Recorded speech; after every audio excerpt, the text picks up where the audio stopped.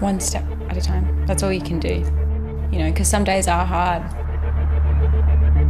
For 2 years, this determined young woman has been fighting for the right to speak publicly under her own name. I'd be lying if I said, I don't have days where I just want to fall in a heap. She was sexually abused by her high school teacher when she was just 15 and wants to tell her story.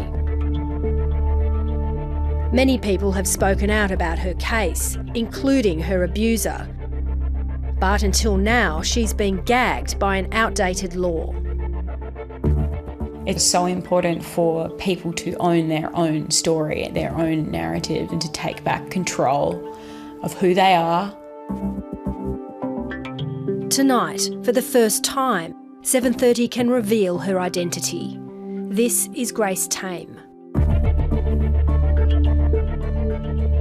It's so important that survivors know that it's not their fault, and to have the support of the community, and thus the support of the law. Now 24, Grace has had almost a decade to reflect on the crimes of her teacher, Nicholas Bester, at the elite St Michael's Collegiate School in Hobart. The year that he taught me was when my anorexia was at its height and I was at my lowest, got down to my lowest weight.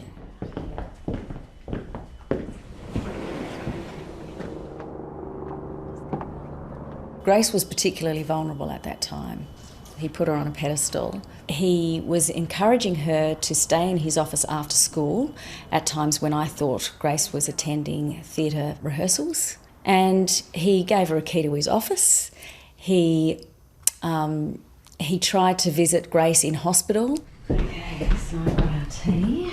Grace's mother Penny complained to the school and Bester was spoken to, but he didn't stop.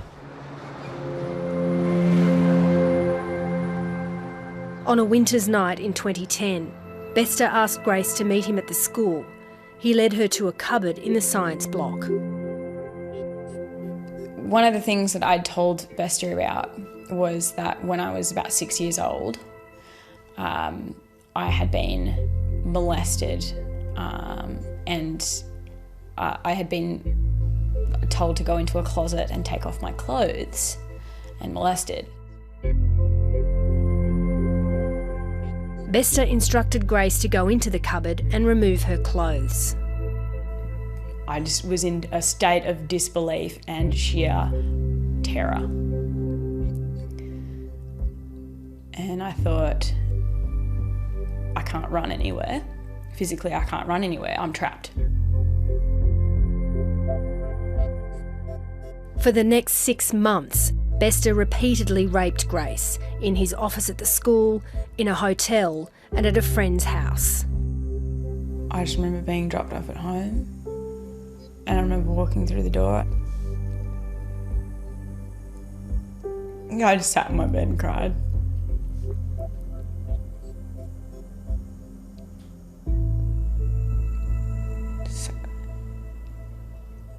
It was clear that she was distressed. Her schoolwork, and she'd always been a great student. Her grades dropped. She was no longer interested. I'd never seen her like that before. In early 2011, Grace told another teacher about the abuse. I didn't plan it, but I went to one of my other teachers and I said, I don't know what to do. There's someone in the school. I'm worried about the safety of other girls. Bester pleaded guilty to maintaining a sexual relationship with a child. His court hearing attracted lurid headlines. When a perpetrator is 58 and a victim is 15, that's not an affair. That's a clear imbalance of power, and it's a clear case of sexual abuse. And in our case, I had seen the scars on my daughter's body from self-harming. That is not a relationship. Bester was convicted and served 19 months in jail. 2 years after he was released, he bragged about the abuse on Facebook, saying it was awesome and that most men envied him. He was charged over the comments and jailed for another 4 months. And then you did something else pretty stupid. I can imagine how easily this happens. But look, it was late one night. I'd had a skin full of wine. But he didn't stop there. Bester did an interview with sex therapist Bettina Arndt, complaining about the devastating impact his crimes had had on his own life. Oh, I lost everything. I lost my home. I'd been married for 37 years. I lost my marriage. I lost my children. I lost my job. I lost my status in the community. I lost absolutely everything. Arndt later tweeted that she didn't condone Bester's behaviour, but was concerned about vigilante justice. Infuriated by the interview, Grace decided it was time for her to speak out, but discovered that under Tasmanian law, victims can never be identified, even if they want to be. That's the last thing that these already master manipulators need, is silence from their victims. It was just like, oh God, another opportunity for them. And so it fueled the fire even more. I think the nature of sexual assault is that it robs a person of power and control. So to then be told that you're not allowed to speak about your own experience, it's a further form of silencing. Instrumental in the fight to change the law is Nina Fennell, a sexual assault survivor and advocate. The perpetrator has made multiple remarks in Grace's case, and I think for her that double standard, that power imbalance where he can speak but she can't, has been completely re-traumatising. The pair decided to start a campaign known as Let Her Speak. It went global, attracting the support of some high-profile celebrities and leaders of the Me Too movement in the US. I won't stop until everyone else gets I won't stop until the law is changed. The Let Her Speak campaign has also caught the attention of the Tasmanian Attorney-General, Elise Archer. She says reviewing the law is a top priority, but any change should still protect those victims who wish to remain anonymous.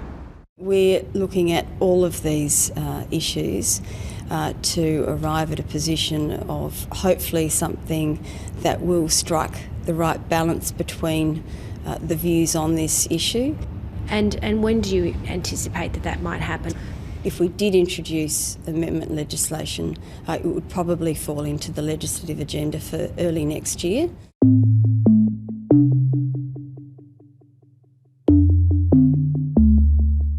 Grace embarked on a long and costly process to convince a judge to allow her to go public.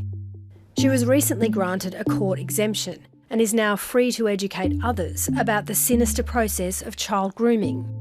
The people who have the best insights into the psychological manipulation are the victims themselves.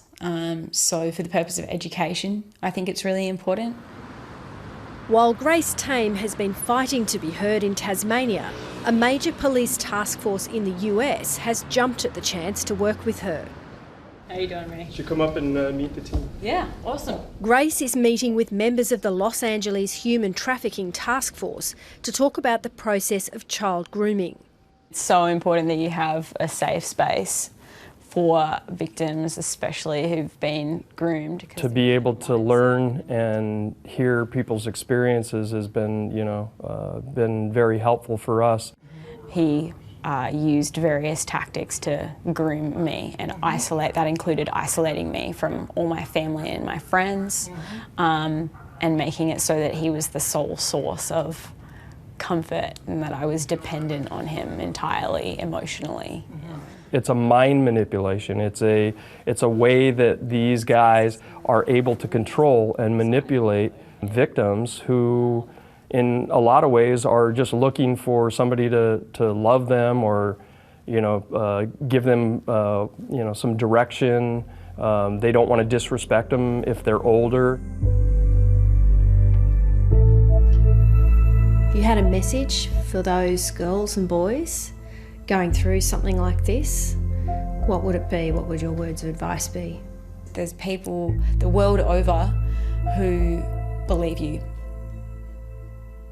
We believe you, I believe you, I've got your back and I'll do what I can. Hi, I'm Lee Sales. Thanks for watching this story. If you'd like to watch more of 730's stories, they are on the left of your screen. And tap on the button below to subscribe and get the latest from ABC News.